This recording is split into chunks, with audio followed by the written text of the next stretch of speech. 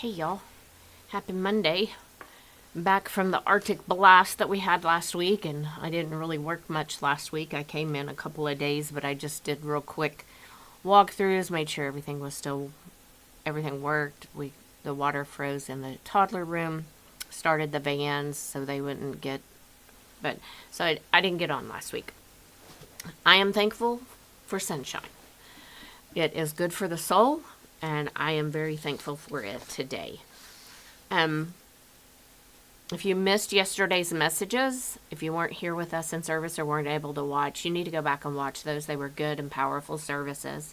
And today I am going to talk. Mike and I talked a little bit about it last Monday. He's not here. They're in school now for the foreseeable future, 5 days a week, because they have to make up the days that they miss. But we talked about endurance. He picked a scripture, I picked a scripture, and both the scriptures talked about endurance, because each one of us, whether we want to admit it or not, are going through something.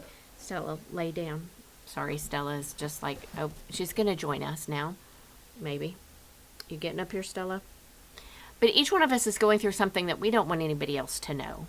We're enduring a hardship of some sort, and whether it's a financial hardship, whether it's a health hardship, just trying to find answers to what's going on in our body. Sometimes that's a huge endurance, going through test after test after test after test, trying to figure out what's going on. Whether it's a relationship hardship, or we're enduring a hardship in a relationship, a hardship with a child that's gone astray. We all have something that we have to endure. And we talked last night about it in women's meeting. And we talked about women enduring childbirth. And that brings about a difference in them when they give birth to a child. And that's something that men can't understand. But it's still an endurance. Some people are very lucky. They have babies in 30 minutes and just have no issues. And then some people, like me, it took me forever to have babies, and it was hard. But in that endurance, we also have to persevere. Even though we're walking in that hard, even though we're struggling, we still have to persevere. In 1 Peter 1, starting at verse 5, and it says, "And God, in his mighty power, will protect you until you receive this salvation, because you are trusting him. It will be revealed to the last day for all to see. So be truly glad." So be truly glad. There is wonderful joy ahead, even though it is necessary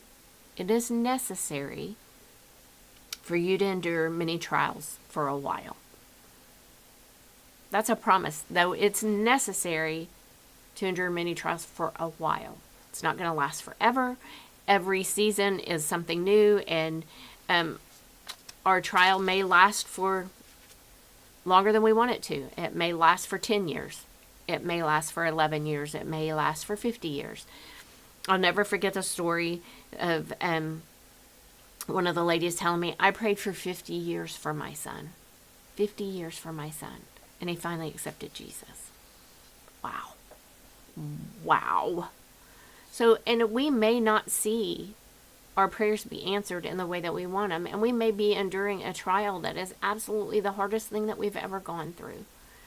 Whether it be the loss of a spouse, the loss of a child, heaven forbid that, loss of a grandchild, whatever it may be, we may have to learn to endure. James 1 verse 12 says, "Blessed is the man who remains steadfast under trial. For when he has stood the test, he will receive the crown of life, which God has promised to those who love him." We have to stand sometime. We have to withstand and remain steadfast. And remaining steadfast is immovable, unshakable, unbreakable. It's remaining steadfast in the promises of God.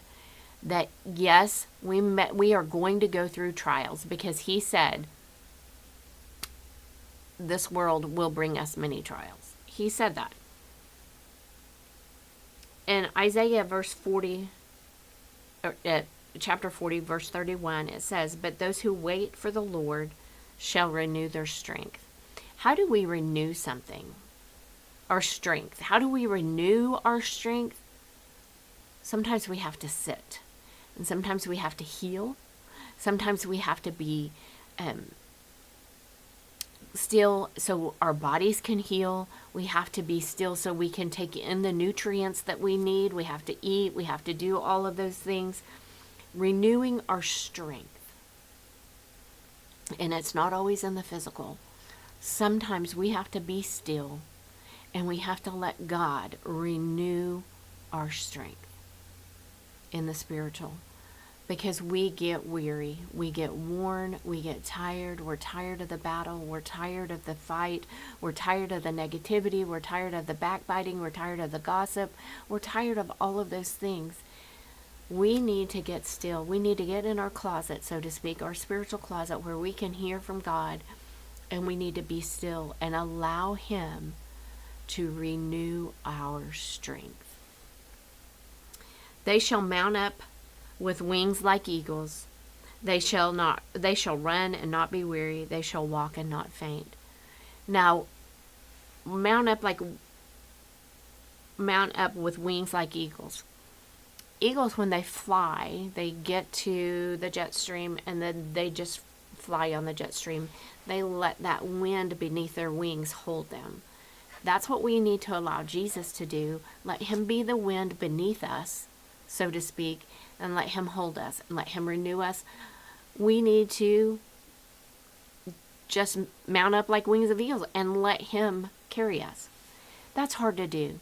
When we're in the midst of a battle that we just absolutely do not see the end of, our child has gone off the deep end and we don't know how to help them. We're weary because we're just waiting for that phone call. We're waiting for that call that tells us, come, your child needs you. Because that's usually what happens. In Luke chapter 18, verse 1 through 8, it says, "And He told them a parable to the effect that they ought always to pray and not lose heart." A lot of times we lose heart. A lot of times when we are praying and we don't see an answer, I can honestly say there has been something that I have been praying for over 20 years. I'm not seeing the answer yet, but I'm not going to lose heart because I know the Lord is going to work that out. I know the Lord has to change things and make things new, change people, change hearts, change minds, whatever it may be. The Lord's working on that, and I need to be patient in that. 20 years is a lot of patience, but that's what He's asking us to do sometimes. He said, "In a certain city there was a judge who neither feared God nor respected man. And there was a widow in that city who kept coming to him and saying, 'Give me justice against my adversary.' For a while he refused, but afterward he said to himself, 'Though I neither fear God nor respect man, yet because this widow keeps bothering me, I will give her justice, so that she will not beat me down by her continual coming.' And the Lord said, 'Hear what that unrighteous judge says. And will not God give justice to His elect who cry to Him day and night? Will He delay long over them? I tell you, He will give you justice to them speedily. Nevertheless, when the Son of Man comes, will He find faith on earth?'" That's a question we better be answering right now, because we don't know when He is coming. We have absolutely no clue. But when He comes, is He going to find faith? Is He going to find that remnant that it talks about in Revelation? Do we want to be a part of that remnant? Because there are a lot of ears getting tickled by a lot of pastors out there that are not hearing the truth. And we better be ready for the truth. We better walk in that faith, and we better trust that the Lord is working. Even though it's taken 20 years and maybe 20 more, who knows? I still trust that the Lord is going to do what he promised me to do, and that's never to leave me, never to forsake me, and give me a life. He's given me life. Am I walking it the way he wants me to? Sometimes he has to correct me, and sometimes that really, really hurts. But I'm so thankful for that correction, because if he didn't love me, he wouldn't correct me. If he didn't want to give me that life that he promised me, he wouldn't correct me. He would just let me go off on my own and do my own little thing and just fall off the face of the earth. Because that's what we do sometimes. 1 Corinthians 15:58. Therefore, my beloved brothers, be steadfast, immovable, always abounding in the work of the Lord, knowing that in the Lord your labor is not in vain. So no matter what we do, if we're doing it for the Lord, if we're doing it because that's where we feel like he's called us to do, it doesn't matter what other people say. Oh, look at him. He's just trying to be super employee, or look at her. She just thinks she's all that in a bag of chips because she's doing this, this, and this. No. If they're doing exactly what the Lord has asked them to do, it doesn't matter what anybody else says. We just need to be obedient to him, obedient to the calling that he's placed on our life. Some days that's hard. And that's where the endurance also comes in, because he has placed a calling on each one of our lives. I listened to a snippet a while ago of a pastor or of an evangelist speaking, and she was talking about we have two choices every morning when we get up. We can either get up and let the devil say, here's your fatigue, go about your day. And we go about our day tired and frustrated and bitter and angry. Or we can hear the voice of God and say, here's your fatigues, our armor, our fatigues, which is military for combat gear. Fatigues is what camis, they call them different things now. When my dad was in the Air Force, it was fatigues. Here's your fatigues. Now go to battle. Go to battle. Go do what he's called you to do. Go do what he wants you to do. Go cast out those demons. Go cast out that spirit, whatever is coming up against you. Do what he's asked you to do. Put on those fatigues and get busy. Those are the choices we have. It was a kick in my pants. A kick in my pants that I needed. Because a lot of times I just let the devil hand me that fatigue, and I just say, okay, I'm just too tired to do anything today. I can't. I'm just barely making it. My sleep schedule's all off. And that's what I've been blaming this last week on. I have slept more this last week than I'm proud to say, because I'm not proud to say it. I could have gotten a lot of things done at my house being cooped up, but I chose to whine and complain and be upset that I had to be stuck in my house. And then I slept. And so now my sleep schedule's all off. I don't even know what, I woke up this morning and I'm like, what day is it? I don't even know what day it is, because my sleep schedule is so off. So I know in that I have to get back to where I need to be in my walk and follow what he has for me and do what he's asked me to do, instead of whining and complaining.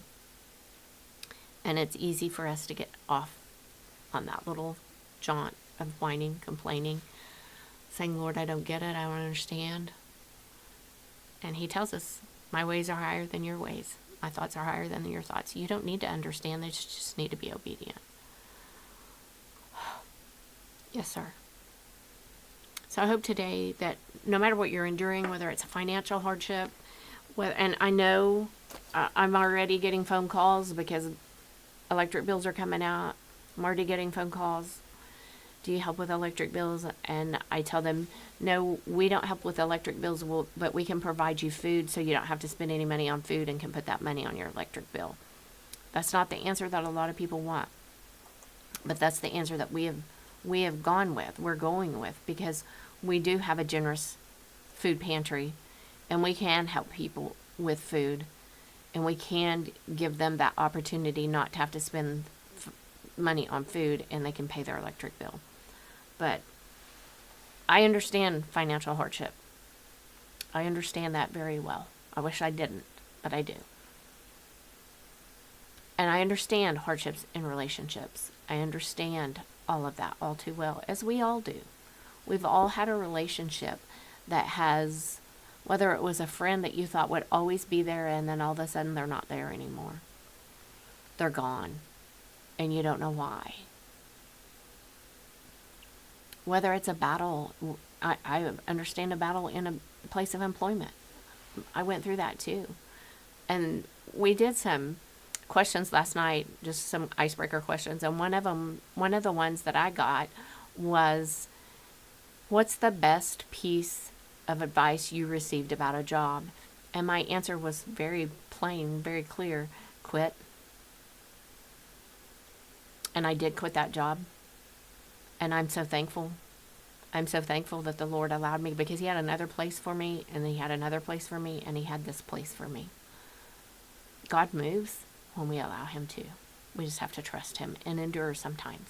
So today, whatever it is you're enduring, you will trust him. You'll get in his word, and he will give you exactly what you need. I promise you that. I hope you guys have a great, great Monday. Men, your meeting is tomorrow night at 7 o'clock in the multipurpose building. Women, we will meet on Wednesday morning at 10:30. I was so excited to be back last night. It felt like we had been gone forever. And I told him last night, I bought a bingo game, so we're going to play bingo. So I asked him to start bringing just some little, whatever their favorite, if it's their favorite lotion, bring a bottle of your favorite lotion, or whatever it is, your favorite spice, whatever it may be. Bring it. We're going to play some bingo. It's probably not going to be this week, but it may be next week that we play bingo. Just for something fun. Just a fun night of fellowship and fun.